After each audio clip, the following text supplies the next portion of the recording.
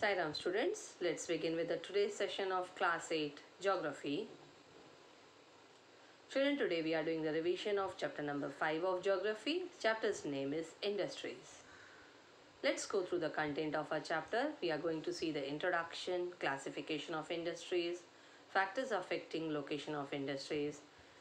In today's session, children will be learning all these three topics, and then the next topics will be covering in the next set, that is industrial system, industrial regions, industrial disaster, distribution of major industries, iron and steel industry, cotton textile industry.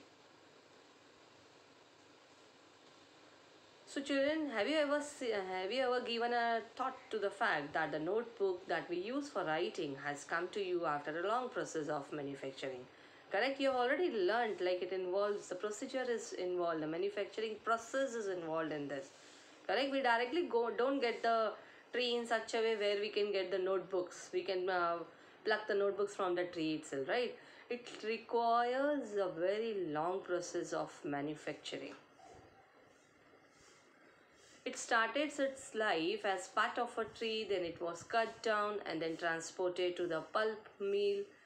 There the wood of the tree was processed and then it was converted into the wood pulp. Then the wood pulp was mixed with chemicals and finally changed into paper by using machines. So this paper found its way to the press where the ink made from chemicals was used to print the lines on the pages, right? Then the pages were then bound in the form of a notebook, packed and then sent to the market for sale, and then finally it reaches to you in the form of the notebook that you use for writing and for many more purposes, right?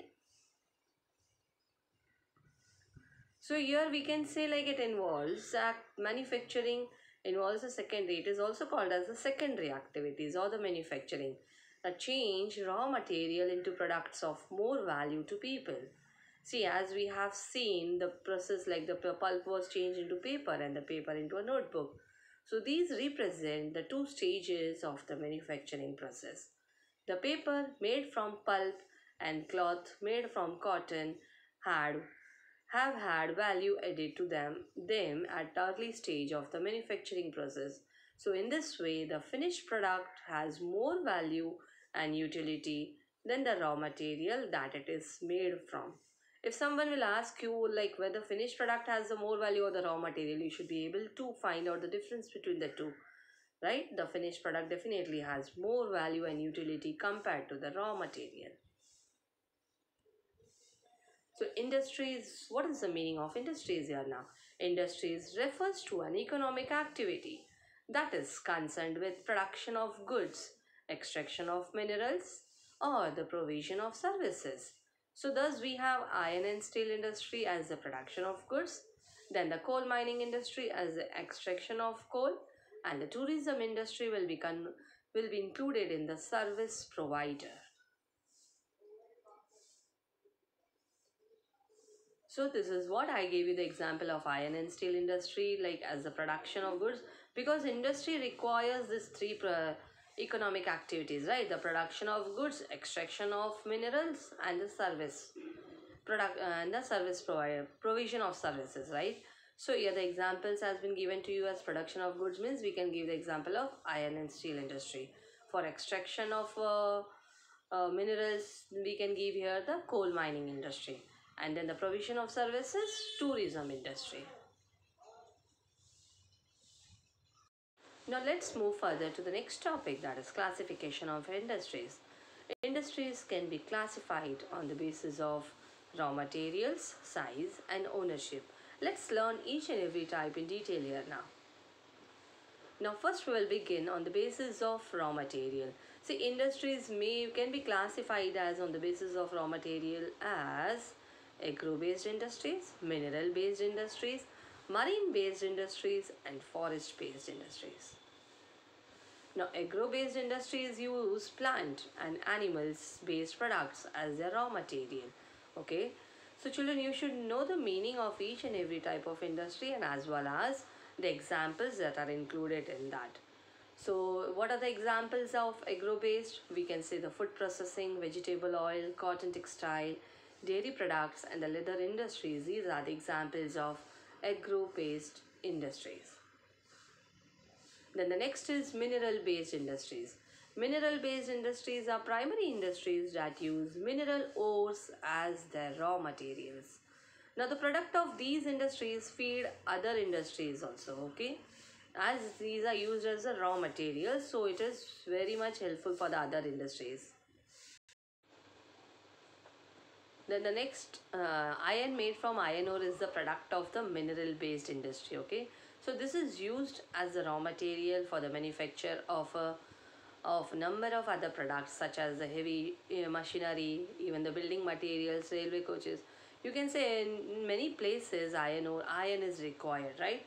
So iron made from the iron ore is the product of the mineral based industry, and this is the example of mineral based industries.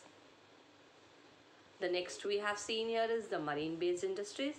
Marine based industries use products from the sea and oceans as their raw materials. So industries processing seafood or the manufacturing fish oil are the examples that can be included in the marine based industries. Then the next is the forest-based industries. Forest-based industries utilize, see children, from the terms you can understand, okay, it utilize the forest produce as the raw materials. The industries associated with forest are pulp and paper, pharmaceuticals, furniture and buildings. These are included in the forest-based industries. Now let's move to the further classification on the basis of the size. Okay, first we have seen on the basis of the owner of the raw material, right? Now the second one on the basis of the size. So on the basis of the size, it refers to the amount of capital invested as well as the number of people employed and the volume of production. All these factors are taken into consideration, okay? Capital invested, number of people employed and the volume of production. So based on size, industries can be classified into large scale industries and small scale industries. Now, cottage or the household industries are a type of small scale industry where the products are manufactured by hand by the artisans. Now, the examples of the cottage industries are the basket weaving, pottery, even the other handicrafts that we can see. These all will be included in the cottage industries that will be called as the examples of the cottage industries. Small scale industries use lesser amount of capital and technology. See, when we compare the small scale and large scale, we can say small scale industries use lesser amount of capital and technology as compared to the large scale industries that produce the large volumes of production of products. Correct? The production is more in large scale. Even the investment of capital is higher and the technology that is used in the large scale industries is much more superior than that of the small scale industries. Now let's see the examples of the small scale industries and the large scale industries. Silk weaving and the food processing industries, these are the examples of the small scale industries. Production of automobiles and heavy machinery, these are the examples of the large scale industries. Now, third classification, children, we will learn on the basis of ownership.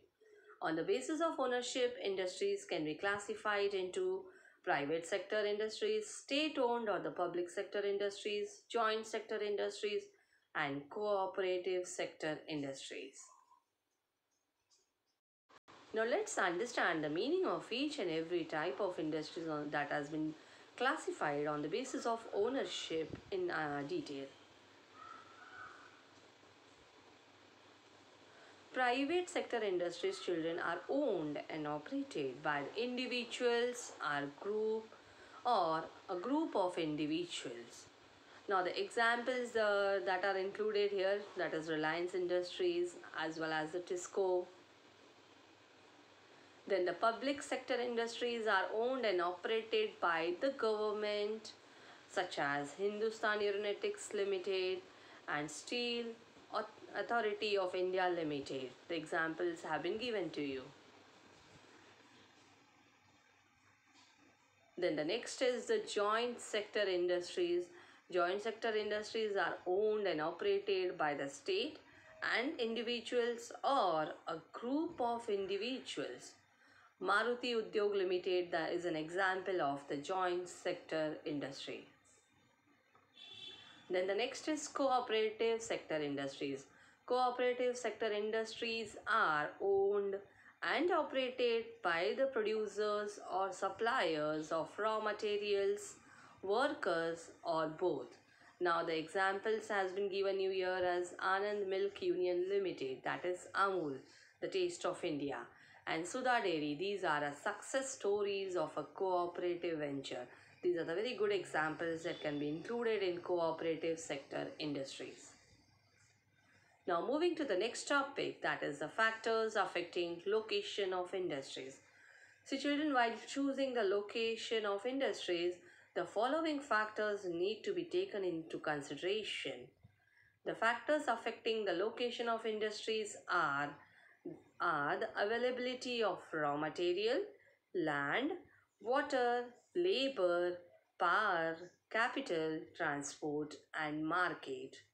So children, you all should remember the factors that need to be taken into consideration while choosing the location of industry. So industries are situated where some or all of these factors are easily available. See, always it is not like all the factors will be easily available for the location of industries. But at least some factors should be there, then only that will be the perfect location for having the industry. So sometimes the government provides the incentives like the subsidized power, low transport cost and other infrastructure so that industries may be located in the backward areas also. Because in backward areas, if we'll go for the factors that are given in the location to be considered in the location, it is like very difficult to get that factor. So that is the reason government has to take their steps so that the industries may be located in the backward areas, and it will have one good advantage also. People will get the employment opportunities also there, those who are living in that backward areas. So that is the reason government try to provide incentives in such a way. So industrialization often leads to development and growth of towns and cities. See, as we know, industrialization, once industrialization will develop, definitely there will be that will be related to the growth of the towns and cities. So in backward areas, government try to take much more steps to have the industries so that the people will be employed, and it will lead to the development of that particular area also.